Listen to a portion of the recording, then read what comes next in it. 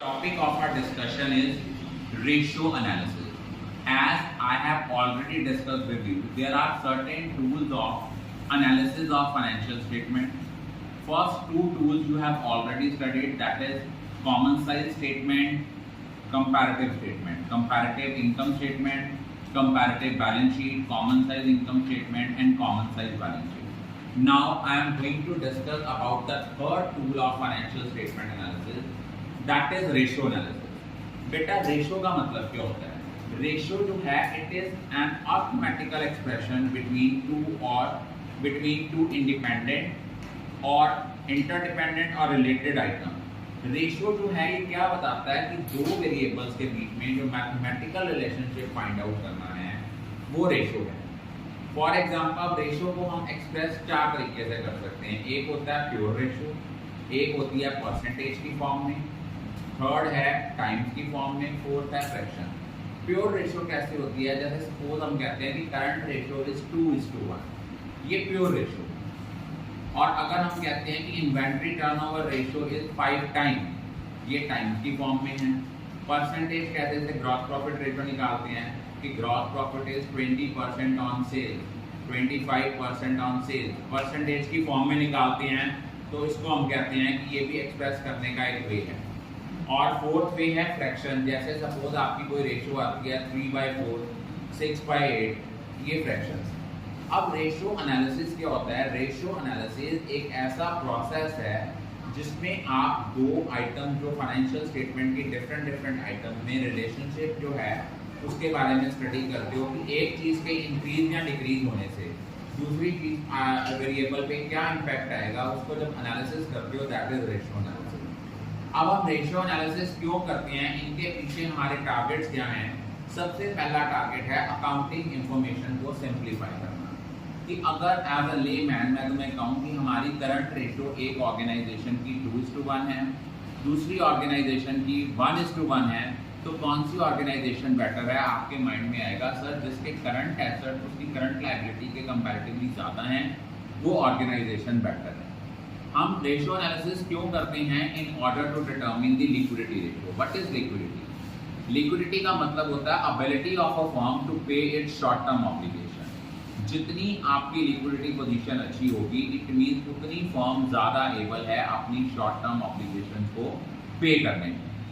Third है to assess the operating efficiency. हम लोग यहाँ पे डिफरेंट रेशियोज पढ़ेंगे जिनके अकॉर्डिंगली हम एक ऑर्गेनाइजेशन की ऑपरेटिंग एफिशिएंसी को जज करेंगे।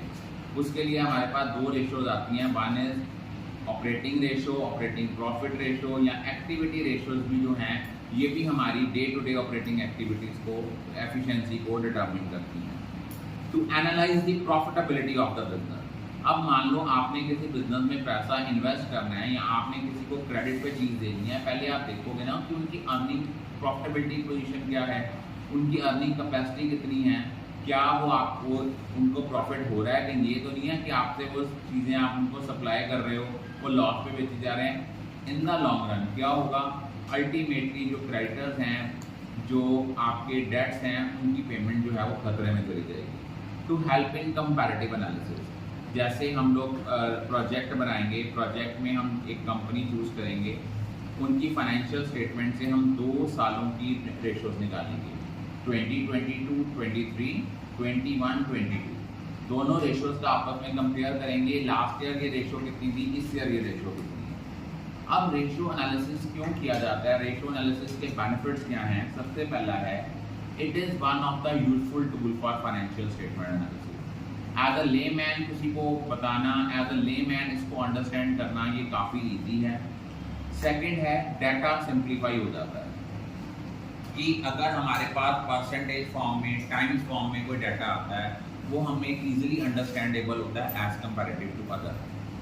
जैसे रिसेंटली आप लोगों ने कॉमर्स फेस्ट किया, उस कॉमर्स फेस्ट में आपने कुछ टॉपिक्स ऐसे लिए जो 9-10 से रिलेटेड नहीं थे, लेकिन जब आपने उनको नट शेल कंपैरेटिव फॉर्म में समझाया कि इसका ये बेनिफिट्स है, इसमें बिजनेस गेम्स रखी, उसमें उन्होंने एसेट्स की क्लासिफिकेशन रखी, 9-10 के बच्चे जिनको नहीं भी पता था उन्होंने एक बार समझाया तो उनको उस चीज़ के बारे में अंडरस्टैंड थोड़ा सा व्यू पॉइंट मिल गया। सपोज आपने किसी कंपनी की फाइनेंशियल स्टेटमेंट एनालिसिस करना है, आप कॉमर्स बैकग्राउंड के नहीं भी हो, लेकिन अगर आपको लगता है वहाँ दिया हुआ रेशो निकाल के कि पिछले साल रेशो जो थी वो 1:1 थी करंट रेशो, इस साल 2:1 है, तो एज अ लेमैन भी आपको समझ लग जाएगा कि कंपनी की जो लिक्विडिटी पोजीशन है that goes on improving. Useful in assessing the operating efficiency. Operating efficiency कैसे है कि अगर आपकी पिछले साल ऑपरेटिंग रेशो जो थी वो 65% थी, इस साल आपकी 42% आई है, इट मीन आपकी day to day operating efficiency जो है that has been increase.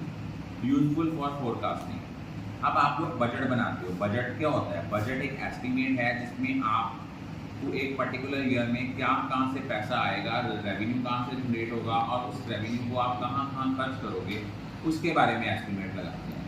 In the same way companies अपने प्रॉफिट की भी एस्टिमेशन करती हैं कि पिछले साल ग्रॉस प्रॉफिट रेशो जो थी वो थी 25%, उससे पिछले साल 15% थी, तो इस साल वो क्या एक्सपेक्ट करेंगे कि उनकी प्रॉफिट जो ग्रॉस प्रॉफिट रेशो है दैट विल बी 35%, क्योंकि हर साल 10% इंक्रीज हो रही है। फिर हमें ये हमारे वीक एरियाज को लोकेट करने में हेल्प करते हैं। एक होता है इंटर फॉर्म कंपैरिजन, एक होता है intra form comparison. Inter form होता है एक फॉर्म का दूसरी फॉर्म के साथ, इंट्रा फॉर्म होता है जब एक ही कंसर्न का 2 डिफरेंट ईयर्स का आपस में कंपैरिजन किया जाता है। अब रेशियो एनालिसिस की सबसे बड़ी लिमिटेशंस जो हैं वो क्या हैं कि ये फॉल्स रिजल्ट देती हैं। फॉल्स रिजल्ट कैसे? क्योंकि जितना आपकी अकाउंटिंग रेशियोज कैलकुलेट करते हैं ये हिस्टोरिकल डाटा के ऊपर बेस्ड होती है, और अगर डाटा में मैनिपुलेशन है it mean it doesn't give the true result. Second है क्वालिटेटिव फैक्टर्स आर इग्नोर्ड। देखो, जब हम लोग फाइनेंशियल स्टेटमेंट प्रिपेयर करते हैं हम क्वालिटेटिव फैक्टर्स को बिल्कुल भी कंसिडर नहीं करते, क्योंकि बुक्स ऑफ अकाउंट बनाते हुए हम एक कंसेप्ट फॉलो करते हैं that is termed as money measurement concept, कि हम उन्हीं ट्रांजैक्शंस को कंसिडर करते हैं जिनको मॉनिटरी फॉर्म में हम रिकॉर्ड कर सकते हैं। अब सारी रेशियोज का कोई आइडियल स्टैंडर्ड नहीं है, कुछ एक रेशियोज का है, कुछ एक रेशियोज का नहीं है, कई बार कंपेरेबल नहीं होते।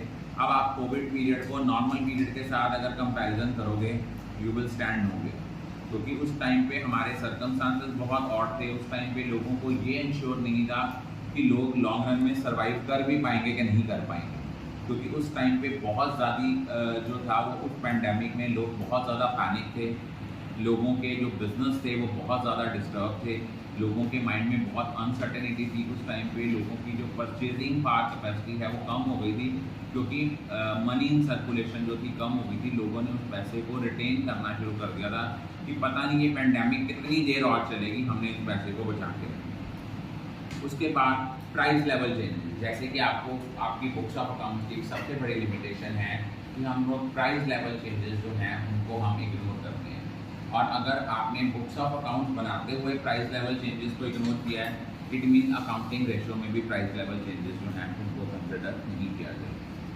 विंडो ड्रेसिंग, सपोज आपने बैंक से लोन लेना है, बैंक आपको कहता है आपने पिछले 3 सालों की कंसेक्टिव ऑडिटेड फाइनेंशियल स्टेटमेंट जो है वो दो। अगर मान लो आप क्या करते हैं, लोग उस लोन को लेने के लिए वो फेक इंफॉर्मेशन बैंक्स को दे देते हैं। विंडो ड्रेसिंग का मतलब होता है to show more than what we have. Personal biasness, जैसे मान लो स्टॉक की वैल्यूएशन है, उसमें रूल है कॉस्ट प्राइस कोई, अब देखो वैल्यूएशन का तरीका हर एक का अलग अलग है। बेसिकली रेशियोज को हम क्लासीफाई करते हैं 4 पार्ट्स में। 1 is liquidity ratio, second is activity ratio, third is solvency ratio and fourth one is profitability ratio. Usually examiner आपको वाइवा के टाइम ये क्वेश्चन पूछता है कि हम रेशियोज को कितने पार्ट्स में क्लासीफाई कर सकते हैं। 1 is liquidity ratio, second is solvency ratio, third is activity ratio and fourth one is profitability ratio. Liquidity ratios में हम 2 रेशियो स्टडी करते हैं, 1 is current ratio, another is quick ratio और liquid ratio। उसके बाद solvency ratio में हम पढ़ेंगे debt to equity ratio, total asset to debt ratio और proprietary ratio, interest coverage ratio, debt to capital employed ratio. Activity ratios में हम पढ़ेंगे inventory turnover, trade receivable turnover, trade payable turnover, working capital turnover, और उसके बाद fixed asset turnover ratio या net asset turnover ratio.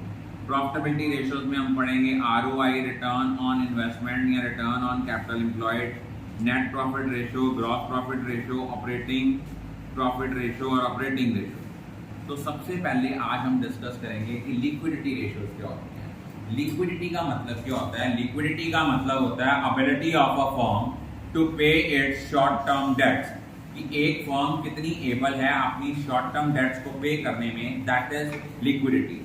और liquidity ratios में हम दो रेशियोज पढ़ते हैं, one is current ratio, second one is quick ratio और लिक्विड रेशियो। करंट रेशियो का फॉर्मूला होता है current assets over current liabilities. Current ratio हमें क्या बताता है? It establishes the relationship between current assets and current liabilities. As per ideal standard current ratio should be 2:1, कि जो करंट एसेट्स हैं वो आपकी करंट लायबिलिटी के कंपैरेटिवली ट्वाइस होनी चाहिए। अगर तो ट्वाइस हैं तो इट मींस कंपनी की लिक्विडिटी पोजीशन ठीक है, अगर इस आइडियल स्टैंडर्ड से कम है तो कंपनी की पोजीशन खराब है। लेकिन अगर आपका आइडियल स्टैंडर्ड है 2:1 और आपकी करंट रेशियो आ जाती 3:1, इसका एक नुकसान भी है। अब देखो, सारा पैसा वॉलेट में रखना, ज़्यादा पैसा भी वॉलेट में रखना नुकसान है। क्या नुकसान है? अगर सपोज आप 15 लाख रुपया वॉलेट में लेके घूमते हो, उसका सबसे बड़ा लॉस ये है कि अगर वही आपने रिसोर्सेज बैंक में डिपॉजिट कराए होते, कहीं इन्वेस्ट किए होते, कुछ रेवेन्यू जनरेट होना था, लेकिन जो पैसा आपके वॉलेट में पड़ा है वो रेवेन्यू जनरेट नहीं करता।